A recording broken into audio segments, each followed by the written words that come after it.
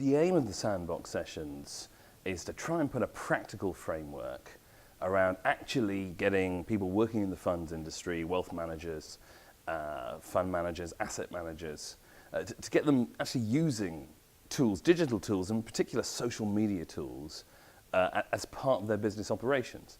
Because I think there's been a lot of hype over the last few years about social media. There's been a lot of chat about, oh, you need to be there, but there hasn't been an awful lot of discussion about what you should do when you're actually there.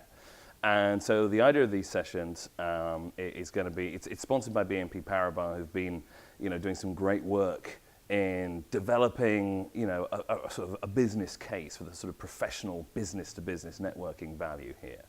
And so we're going to be looking at all kinds of different angles, using Twitter for its breaking news value. It's a great place to sort of track white papers and sort of breaking industry news, using the tools effectively to actually, increase the size of your business-to-business network.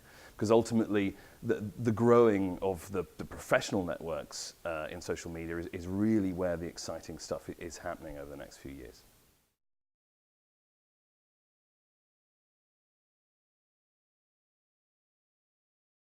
The aim of this session is actually getting a just simple sort of practical approach to how you can, get any value whatsoever out of social media. I think the problem for a lot of people, especially in the finance sector, is they're thinking, well, yeah, what am I supposed to talk about? And how can I demonstrate bang per buck? And so we're going to be looking at, the whole opportunity from a slightly different point of view, which is, you don't think about bang per buck in a monetary sense when you're publishing white papers, or you write opinion pieces about changing regulations or trends within the industry. And you don't really think about a hardline sort of financial return from events. Well, social media fulfills that kind of role. And in particular, Twitter. It's become a very important source of breaking news. It surprises people to learn that there are hashtags for ECB regulations, and things like AIFMD and Basel III.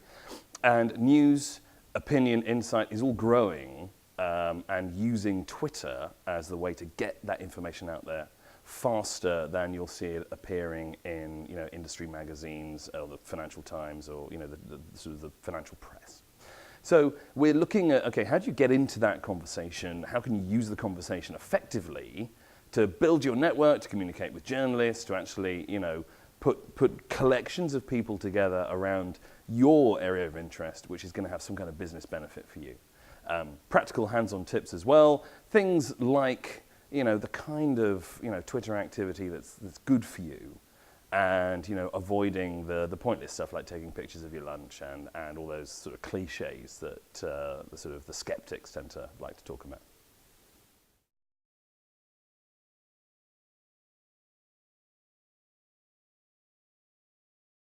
This is probably the thorniest topic, because in most financial institutions, there's a compliance side and certainly a PR and a marketing team who are fairly anxious about your grassroots operational guys and ladies getting let off the leash and tweeting there, because they're concerned about there being a PR disaster, or in a very heavily regulated marketplace, some kind of compliance issue.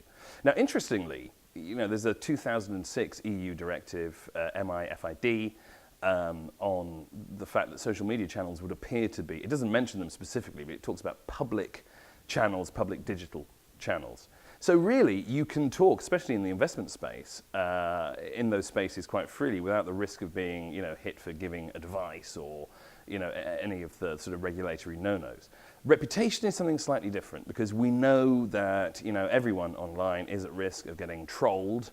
There are challenges sometimes to your tweets being taken out of context. We've seen that in a number of publications and that kind of thing. So we're going to be looking at practical ways to just tune the format of what you say on Twitter and tune the kind of posts you might make into LinkedIn and that kind of stuff, so that you're genuinely interesting, you have an authentic professional voice, but you avoid any of the pitfalls which could happen, and the curveballs that inevitably the great internet public can throw.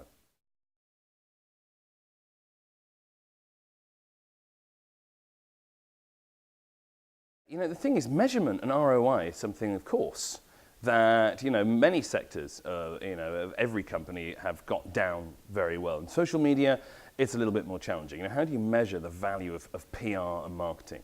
That's actually quite hard to do. It's something where there's been a sort of a lack of data and economic insight into actually how much, you know, bang per buck is your marketing spend giving you. And that's a traditional problem. Now, when social media came along, it became, you know, quite clear that actually you could measure how many people you were reaching, how far your message was going, and the kind of contacts you get back. For an individual, it's a totally different set of challenges. What you need to think about isn't, do you want thousands of followers on Twitter or loads of LinkedIn connections, or do you just want a handful of really, really useful ones that actually bring business?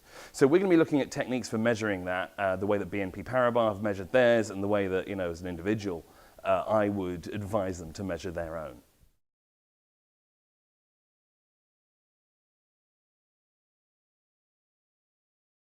So the final session, I'm going to, you know, say that I'm using my supply-side economics here as hard as I can, and saying, yeah, you've got to sign up for it. But it's a clinic, it's a one-to-one, you know, private, closed session where you can come and you can actually, you know, ask specific questions about your own specific social media activity. And that's going to be with me and with Jonathan Taylor, who runs the BNP Security Services feed, about the way that, you know, we tackle individual problems. So it's some personalized, tailored help. It's free consultancy in Monaco. What's not to love?